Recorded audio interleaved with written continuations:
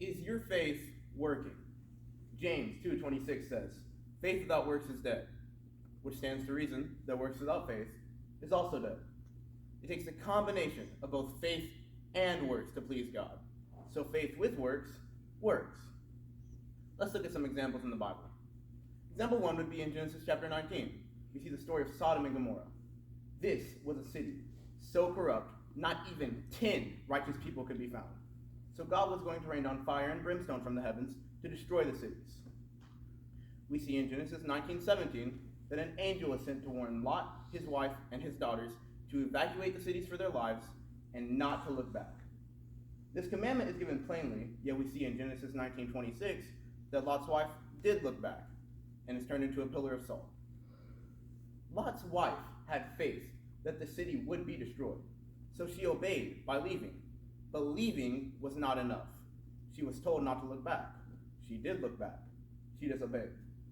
So even though she had the faith that the city would be destroyed, she didn't have the works, and that she disobeyed by looking back. Example 2 is in Matthew. We see Jesus went unto them, walking upon the sea. And when the disciples saw him, they were afraid, saying, "It is a spirit," and they cried out in fear. Jesus said, "Be of good cheer. It is I. Don't be afraid." Peter said, "Lord, if it be you, bid me to come unto you." And Jesus said, "Come." So Peter got out of the boat and walked on water to Christ. But when he took his eyes off Christ and saw that the wind was boisterous, he became afraid and sank.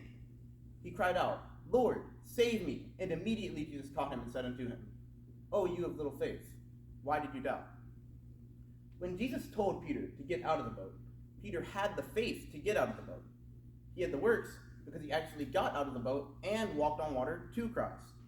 But when he took his eyes off Christ and looked at the storm around him, he became afraid, he lost his faith, and he sank.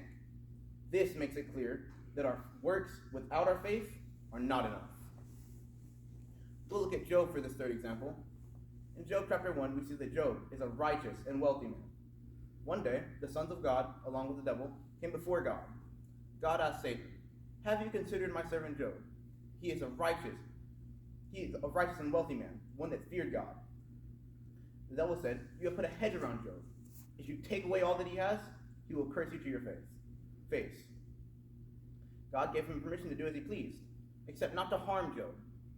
So Satan caused Job to lose all that he had in one day. He lost his ox, his sheep, his camels, and all of his children, but Job did not sin. Job shaved his head and fell to the ground and worshipped, saying, "The Lord gives and the Lord takes. Blessed be the name of the Lord." Once again, the sons of God, along with the devil, came before God. God asked Satan again, "Have you considered my servant Job? He still holds his integrity, even though you moved against him without cause." Satan said, "If you let me touch his bone and his flesh, he will curse you to your face." So God gave him permission to do as he pleased, except he couldn't kill Job. So Satan covered Job in boils from the sole of his foot to the crown of his head. Even Job's wife told him to curse God and die, but Job still didn't sin, and in the end was rewarded with even more than he had to start with. This is a perfect example of how faith and works together are what pleases God. Okay, we have looked at examples in the Bible, but how does that apply to us today? Let's start with faith. What is faith?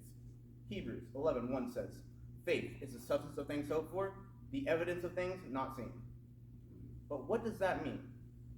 Faith is believing in something with all of your heart and your mind, even if you can't prove it. Okay, then what are works? Works are what you do or don't do that are in accordance with God's law. Lot's wife's works were disobedience. She was told not to look back, but she did. Peter's works were getting out of the boat and walking on water to Christ. Job's works were refusing to curse God no matter how much he lost. Okay, now that we know what faith and works are, how does that apply to us today? Well, today's world is very dark. Darkness is the absence of light. The world is dark not from the absence of sunlight, but from the absence of the light of Christ. In Matthew 5, verse 14, Jesus says, "You are the light of the world." Verse 16 says, "Let your light shine upon all men, that they may see your good works and glorify your Father which is in heaven." We, as Christians, should shine the light of Christ brighter than ever to fight this darkness. If we are reflecting the light of Christ the way that we should around non-believers, we can chase the dark away and bring others to Christ. So, are you like Lot's wife, who has the faith but lacks the works? For example, you go to church every time the doors open, but never do anything else.